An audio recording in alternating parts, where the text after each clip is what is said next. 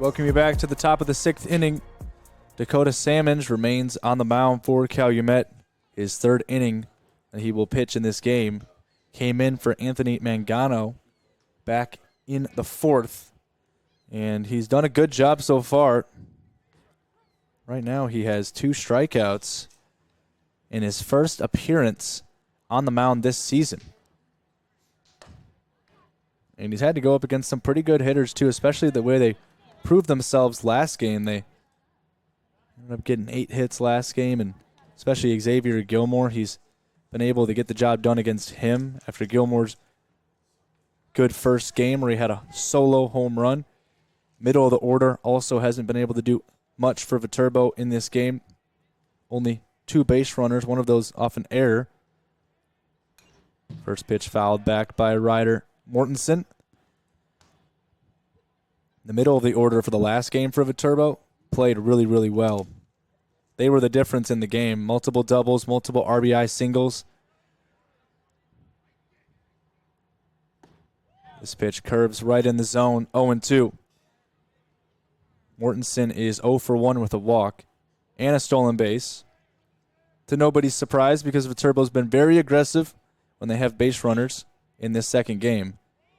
That pitch just a bit too low. Same curveball, just a little bit lower this time, and it's 1-2.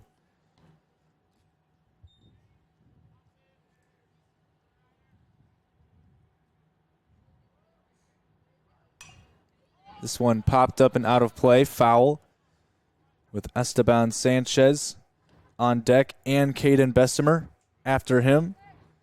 They're both a combined 0-4 in this second game of the day.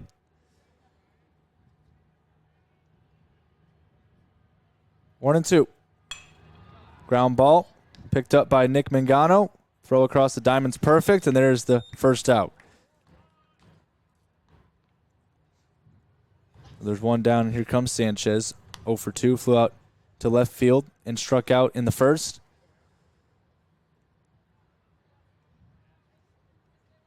Nick Mangano, bright spot on this team, has 9 errors coming into this game. He has 1 error so far today, coming earlier in this game, but he's been pretty well off on defense so far. Check swing, he didn't go.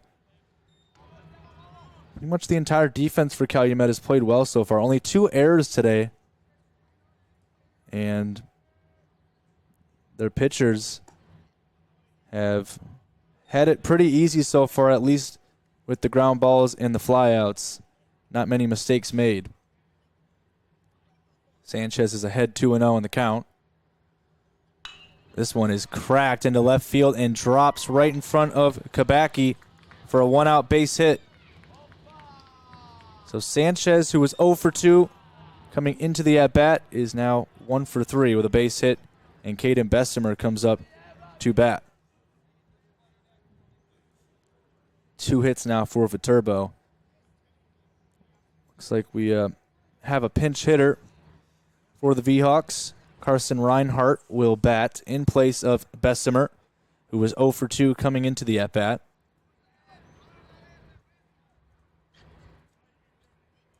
Reinhart, the sophomore, pinch hitter on Monday, 0 for 2. Transferred from Kaiser University down in Florida. And Kaiser University has some great athletics. Just winning the NAIA football championship a couple years ago. Great baseball team, too. First pitch just low, 1-0.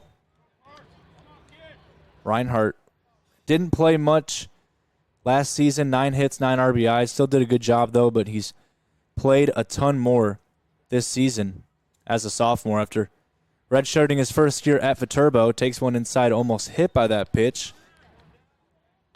2-0. 6 at-bats as a freshman and 35 at-bats last year. He's already almost exceeded that number this year with 9 hits. And there's his 10th. As this one drops right in front of Kabaki, who tried to make a diving catch. Here comes the runner Sanchez all the way to third base, and he's in there from first Getting into second base is going to be Reinhardt. And Reinhardt picks up his first extra base hit of the season.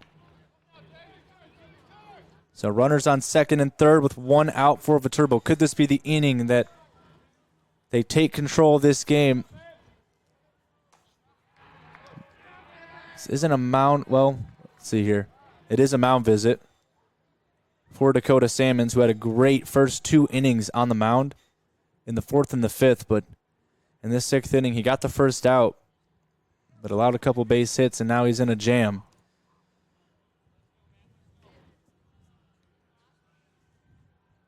So just discussing things. I don't think Salmons will be taken out here. Reinhardt at second base. Sanchez is at third.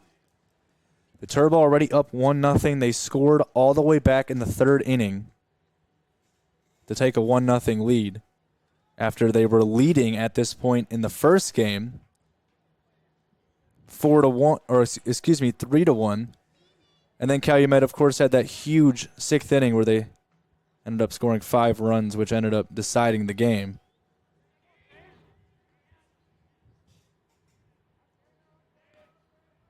Dane Mediger comes up to bat here with 2 runners in scoring position for the V-Hawks. First pitch outside. Ball 1. Mediger 8 RBIs coming into this series on the year. He had an RBI single and an RBI double in the last game earlier in the day.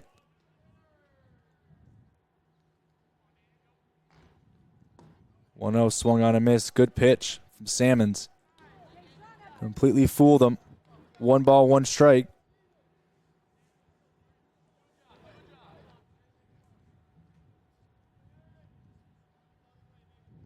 You got Gabe Call, the DH. He's on deck for Viterbo.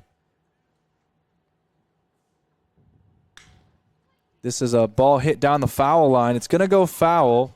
No play to be made by Moradia, who was trying to catch up to it to get a cheap second out. Any ball that's hit into foul territory, if you can get an out that way, that helps out your pitcher in so many ways. And Salmons, in the spot he's in right now, he just needs something like that. A strikeout for sure would go a long way. 1 ball, 2 strikes. Any outs to not advance the runners in any way. 1-2. Here's a ground ball, hit to short. Mangano's going to go home, and they apply the tag for the out. Mangano with a great play. Avila applies the tag, and that is just a heads-up play for the second out.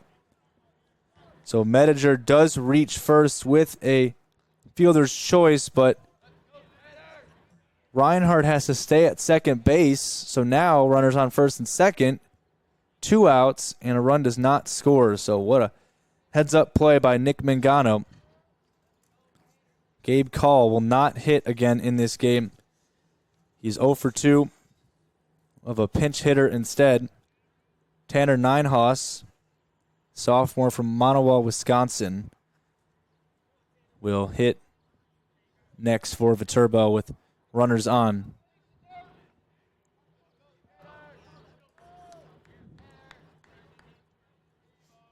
Transferred from UW Stout, where he played previously.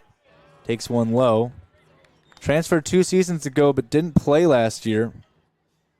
This is only his 4th at-bat this season.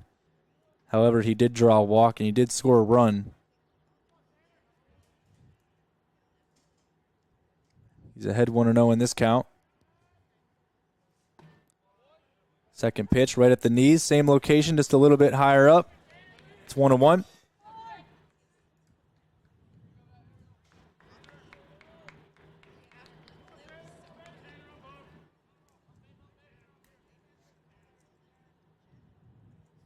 Ninehaus trying to come in. Not much playing time this season. He's trying to extend the lead.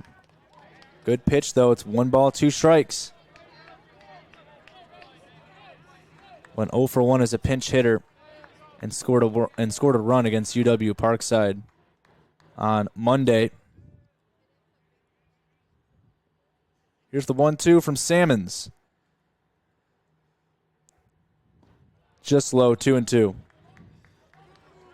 Ninehouse actually initially went to UW Stout last season, or excuse me, 2 seasons ago to play football. Then he transferred. Last season didn't play and started to play this season for Viterbo. But he was a 2-time honorable mention all-conference for football in high school, so not surprised that was what he was recruited for. Here's the 2-2. Chopped foul, just barely.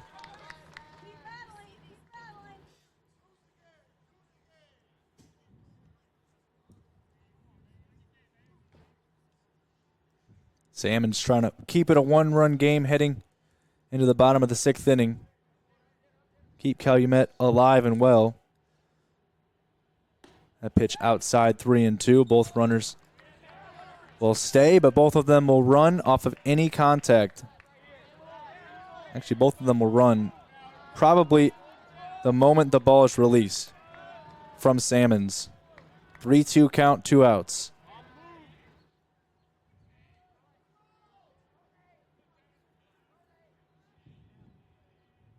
Both runners take off. Pitch is low and a walk, which loads the bases. Armani Camus comes up to bat.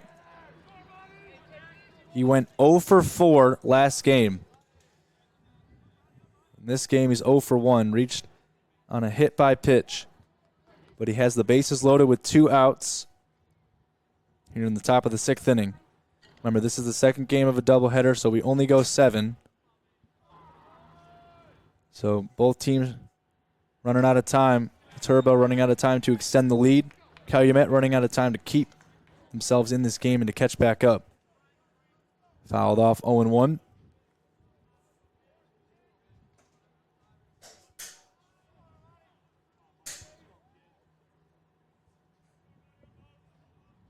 No balls and a strike. Salmons takes his time.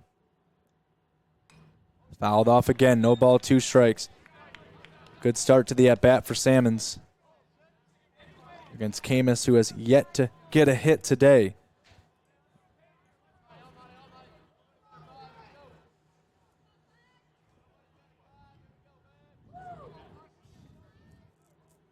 You got Reinhardt at third base, Mediger at second, and Ninehouse is at first. Here's the 0-2. Got him. Caught him looking. Camus goes down in a very important strikeout for Dakota Salmons. They leave the bases loaded, Viterbo, and will go to the bottom of the 6th inning with the V-Hawks leading 1-0 over Calumet. Bottom of the 6th inning. And it is 1-0 Viterbo in the lead. Calumet just trying to find a little bit of offense. They didn't struggle to find offense last game, but Nick Kolker has been the difference this game for sure. He has been so electric and dominant out on the mound so far. And we'll see what he has in store against the bottom of the order for Calumet. Trevor Kabacki leads things off, 0-1 on the day. Struck out back all the way in the 3rd inning. Fouls this one back. If it's any indication to how long it's been and how much of a struggle it's been in this second game for Calumet offensively, like, we rarely saw batters having to wait 3 innings for their next at-bat in the first game. That's how well the 2 offenses were playing. And Kabacki has not had an at-bat since the 3rd inning. Fouls this one off again. It's 0-2.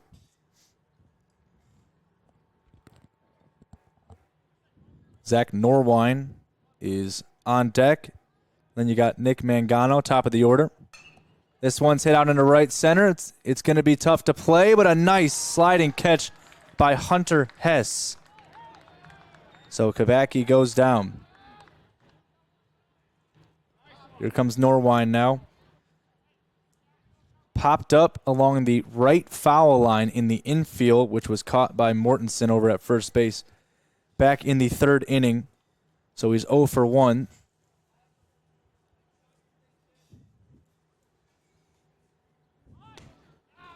First pitch right down the heart of the zone, 0-1. Showing bunt is Norwine.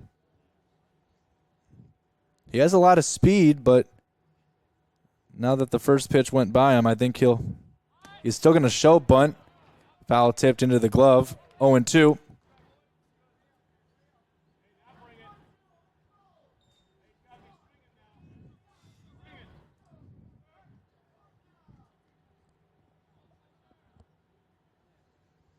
No balls, 2 strikes. Some players going out to the bullpen. Check swing. Hit along the ground. Going to be a tough play. And there is Norwine being safe. And that right there ends Nick Kolker's no-hit bid. Nick Kolker's so close. He made it through 5 1/3 inning with no hits allowed, but Zach Norwine picks up an infield single to end the no-hit bid. And the first hit of the game for Calumet as Mangano pops this up into foul territory. Will it reach out of play? It will. And Mangano thanking the heavens for that. Thanking the heavens that he gets another pitch to try and hit. He's down 0-1 in the count, but he's 0-2 on the day. Flew out to center field twice. At least in this game. The first game, he had a single, a double, and a triple. Trying to find his rhythm on offense in this one. Check on the runner over at first base. Norwine's in there safely. Mangano had a great play defensively earlier on in this game. Actually, in the last inning, he threw out Sanchez, and there is a base hit into left field by Mangano. Calumet starting to get things going here. They have 2 runners on with 1 down. But Mangano made a great defensive play last inning, threw out a runner at home base, which would have allowed Viterbo to get an insurance run and go up 2-0.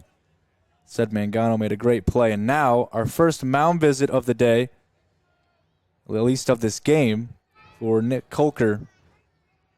There was action over there in the bullpen for Viterbo. I didn't know if they were even going to attempt to bring in another pitcher with the way Kolker was dealing, but now that he's got 2 on, I think they're going to let him see what he can do and see if he can make it through this 6th inning. Not sure, now that the no-hit bid is done, if he'll come back out in the 7th. So they're going to leave him out there. Kolker with 3 strikeouts has had a great day.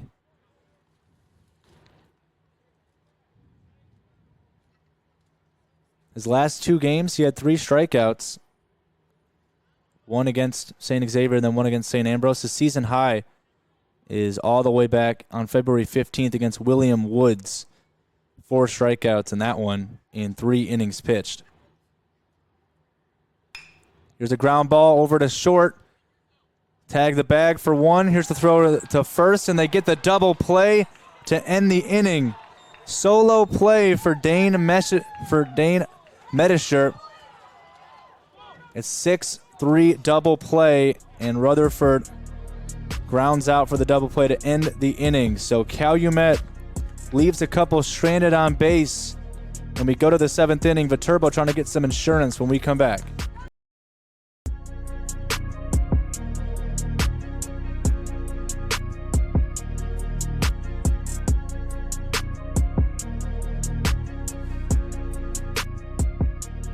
Welcome back to Oil City Stadium, top of the 7th inning. Last inning of the game, of course, unless we get extra innings, but per conference rules, second game of a doubleheader is a 7-inning game. So Calumet's got to get through this inning defensively, and then they got to go win it in the 7th, or at least tie it in the bottom of the 7th as they trail 1-0. But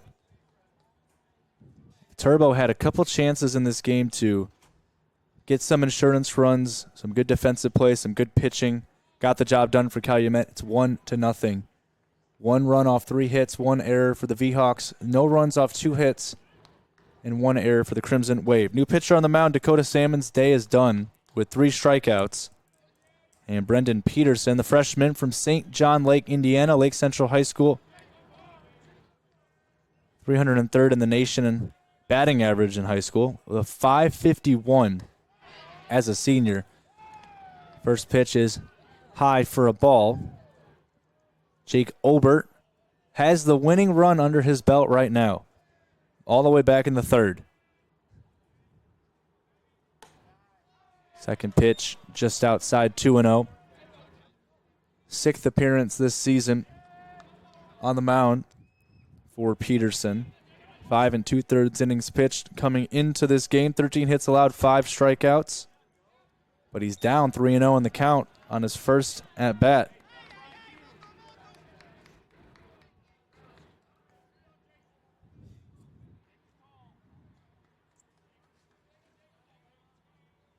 Trying to work his way back into this at-bat. But it's a 4-pitch walk to lead things off. Viterbo, their goal, try to get as many insurance runs as possible here in the 7th inning and make things very difficult for the Crimson Wave. Here comes Xavier Gilmore. Doesn't get any easier for Peterson. Top of the order coming up for the V-Hawks.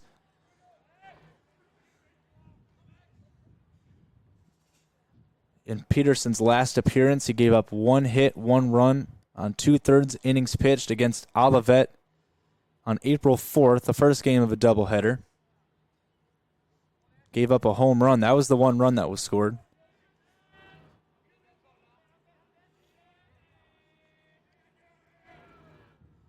Gilmore, then Hess, and then Mortensen if they can even get him up. First pitch right in there for a strike, 0-1. If you're just joining us, Calumet winning the first game 6-5. Second game here of a doubleheader. 2 more games tomorrow. First one at 1 p.m. Second game supposed to be at 3 p.m., but I'd just say about 30 minutes after the conclusion. Here's a bunt play for Gilmore. Picked up an underhand tossed. He's safe. So Peterson had the right play, but Gilmore's speed is just that fast, and he gets a single off a bunt. Obert gets to second base. He was already taking off and running. And there's 2 on, nobody out for Viterbo. Hunter Hess comes up to bat next. And we're going to get a quick visit to the mound for Jose Avila, just to discuss things here with Peterson, who's just a true freshman.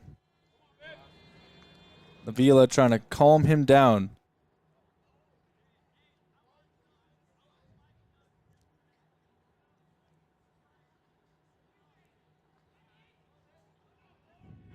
Hunter Hess is 0 for 2 in the game. Hit by a pitch in the first. That's the only time he's reached on base.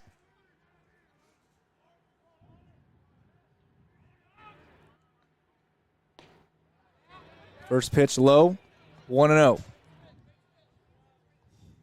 Remember, softball is also being streamed here on the Heartland Sports Network, trailing 2-1 to Olivet in the top of the 6th, right down the road from us.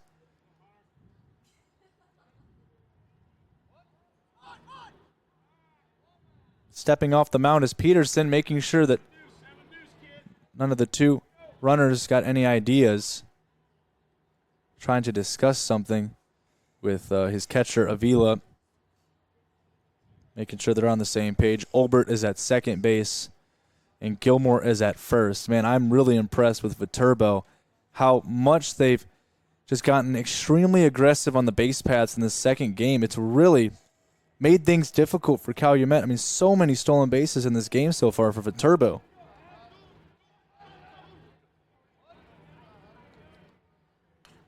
Showing bunt and bunting foul is Hess. 5 stolen bases in this game for the V-Hawks up to this point.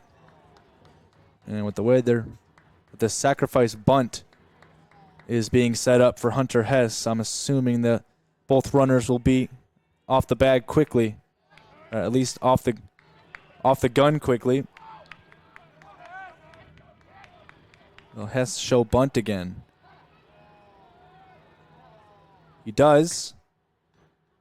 Peterson knows that. And another bunt foul, so it's 1-2.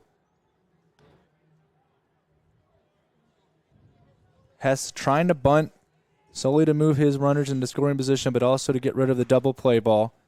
Viterbo's already grounded into a double play one time in this game.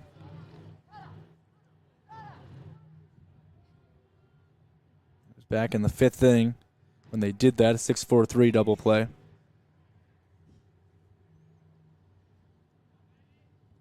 Pitch low and in the dirt, 2-2. Runners don't advance.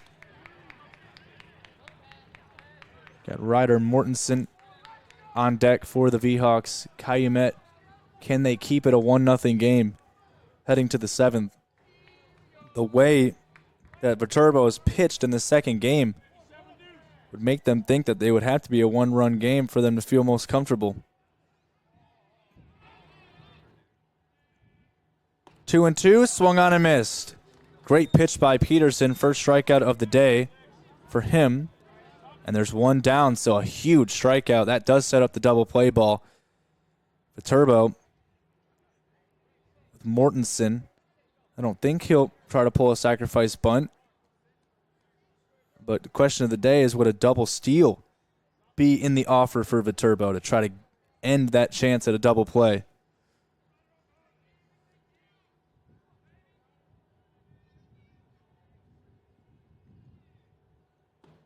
First pitch right in there, 0-1, right at the knees, outside edge of the zone.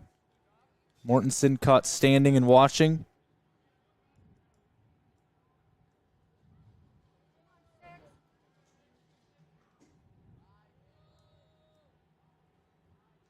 No balls and a strike here from Peterson. Got himself in a little bit of a jam right now, trying to get out of it. That pitch curves outside, 1-1. Esteban Sanchez, who has been pretty good in this game and overall on the day for Viterbo, is on deck. Batted in the cleanup spot both games, and he's done a pretty good job at bringing home runners that have gotten on base before him. Another pitch outside, 2-1.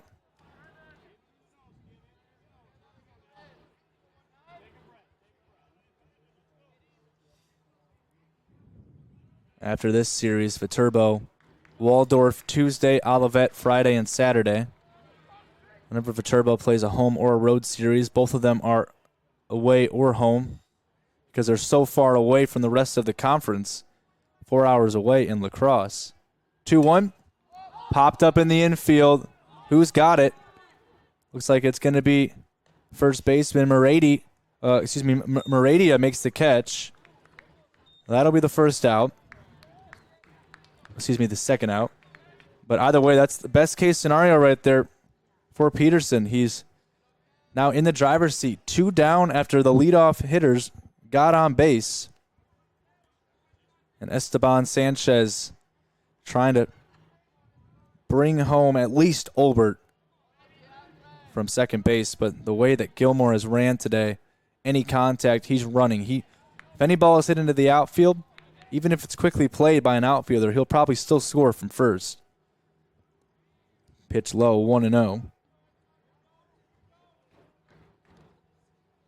Mortensen slammed his bat down in frustration after that at-bat. He knew that pop-out was a tough break for his team and not at all what he wanted to accomplish on that at-bat.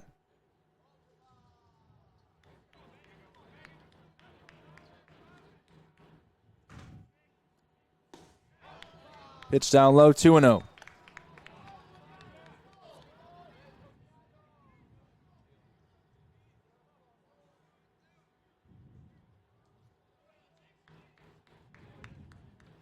Carson Reinhardt came in to bat for Caden Bessemer in the 6th inning. He's on deck. This is hit out into center field. This is going to be a tough play, but nice catch by Nick Mangano after allowing the first 2 batters to get on base. Brendan Peterson retires the next 3, and it's 1-0 Viterbo going to the bottom of the 7th. Calumet needs at least 1 to tie it, 2 to win when we come back. 3 outs remaining for Calumet to tie the game or win it. 1-0 Viterbo in the lead, bottom of the 7th inning. Second game of a doubleheader, so it only goes 7. Of course, unless extra innings. It'll be Meradia, Avila, and Jimenez, the 3, 4, and 5 hitters in the order for Calumet in this bottom of the 7th, trailing 1-0. And Nick Kolker is still out on the mound, trying to get his second complete game of the season. His last was against St. Xavier just about a couple weeks ago when he pitched 7 innings in the second game of a doubleheader as well and ended up giving his team the win. I think Viterbo is starting to figure out where Nick Kolker fits into the picture in terms of pitching staff. He's better used, it seems, in the second game of doubleheaders. First pitch inside, 1-0. Meradia is 0 for 2 this game. Grounded out to second base in the first inning. Flew out into left field in the 4th. Pops this one high in the air towards foul ground. And a diving catch by Xavier Gilmore. I should say a sliding catch. Either way, it was still pretty flashy, and there's the first out. Gilmore, Olbert, and Hess. The 3 outfielders today for Viterbo in the second game have been very good out there. A lot of fly balls out there. But Kolker has made it easy for them, at least most of the time. And it's been pretty routine out there for them for the most part in this game. Jose Avila struck out twice in this game, 0 for 2. Comes up to bat second here in the inning with 1 down. Curveball right in there at the knee, strike 1. As this game has progressed, at least earlier in the game, it was not windy at all. Now the wind is starting to blow a little bit left to right. Keep that in mind as this ball is hit foul. It's 0-2. Now Avila would have to hit opposite field in order to get the ball into right with the wind, the way the wind is carrying. But Andrew Jimenez is on deck, and he would be able to pull the ball into right field. Fouls this one off again, 0-2. Roman Kenning is the DH. Will he even have a chance to come up to bat in this inning? Someone would need to get on base for him to be able to come up. Pitch up high, 1-2. Good eye there from Avila. Close call, though. Risky to take a pitch like that close to the zone, down 0-2. 1-2, curves in just a bit inside, super close to the zone. He had to confirm it with the umpire to make sure. He said, how far was that inside? He's probably going to try it again, you would think. No, this time goes with the fastball. Loads the count at 3-2. Calumet's trying to get 1 runner on, the tying run. Trying to bring up the winning run to the plate.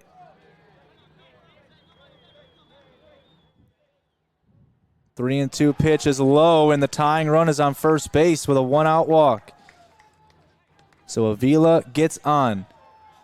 And here comes Andrew Jimenez. The winning run is at the plate, and a pinch runner comes in for Calumet. They're going to bring in Kobe Shelton, the freshman from Hammond, Indiana, Munster High School. And will he risk it and try and steal? Try to put himself in scoring position. Not yet. First pitch low, ball 1.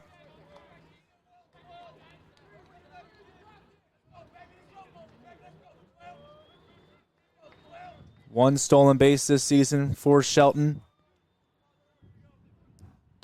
Pitch away and outside, 2-0. Now you got to think, Coach John Grana definitely has someone queued up just in case Kolker starts struggling here. They'll probably bring somebody else in for sure, but he's hoping that isn't the case. Attacks him with a nice curveball right there, 2-1. With the wind blowing from left to right, if Jimenez can get on top of a pitch here, it could be carried by the wind. The outfield kind of raises up a little bit out and right as this one's fouled off. Outfield's at least the outfield wall's pretty short for the most part. Then you get over into right field, and there's a building out there, so it's actually higher than the rest of the outfield wall. So it would be, you'd have to hit it a little bit higher to hit a home run out there. Here's the 2-2. High, and it's full at 3-2. Rowan Kenning is on deck.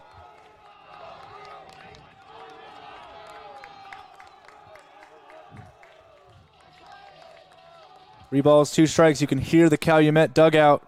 Here's the pitch. Just on the outside edge of the zone. What a pitch. Jimenez took the risk. Tried to see if that was ball 4, but it's strike 3, and there's 2 down for Rowan Kenning. 0 for 2 in the game. Reached on an error in the 5th. The game lies in his hands now. Kobe Shelton is at first base. He'll run on any contact. First pitch in there for a strike.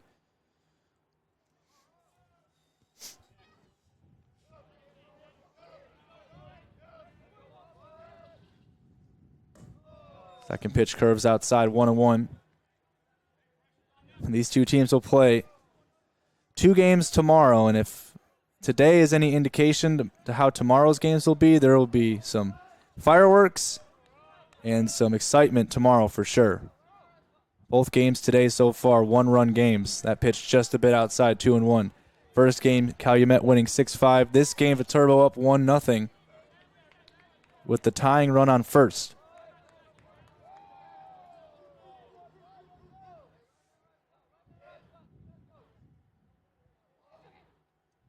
Swing and a miss, 2-2. Calumet are down to their final strike. Jacob Gunn is on deck. Will he have a chance to come up?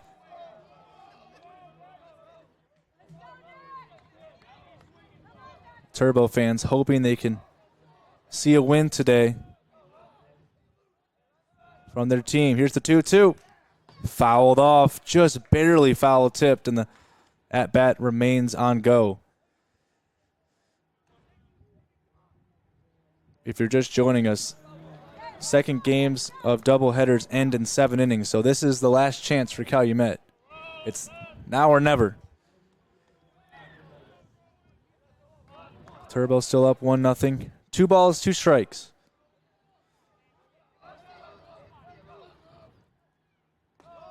That's low.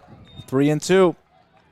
Now you walk Kenning here, and you put the tying run in scoring position and the winning run on base.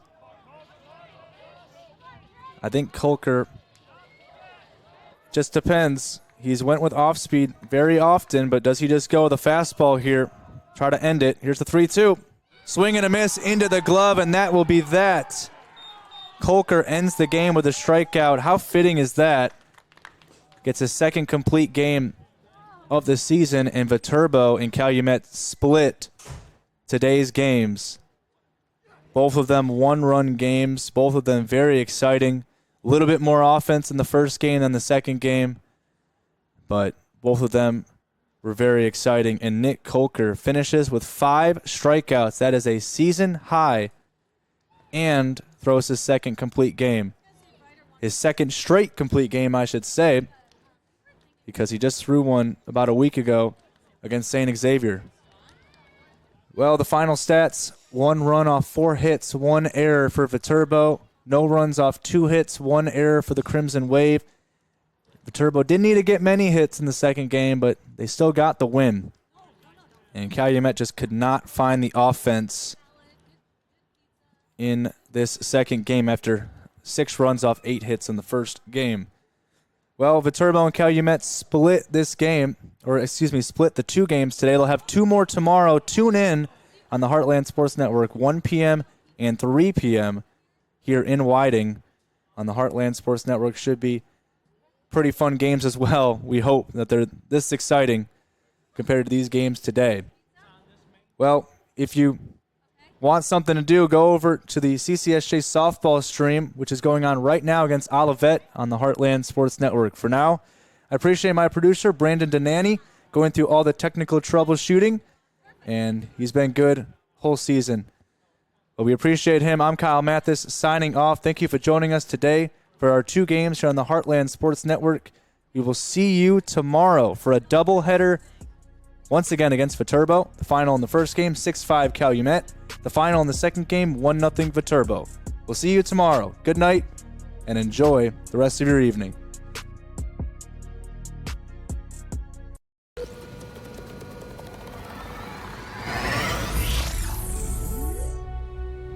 This has been a special presentation of the Heartland Sports Network, the heartbeat of local sports. Follow us on social media to stay up to date on your favorite teams, and tune in next time for more action from the Heartland.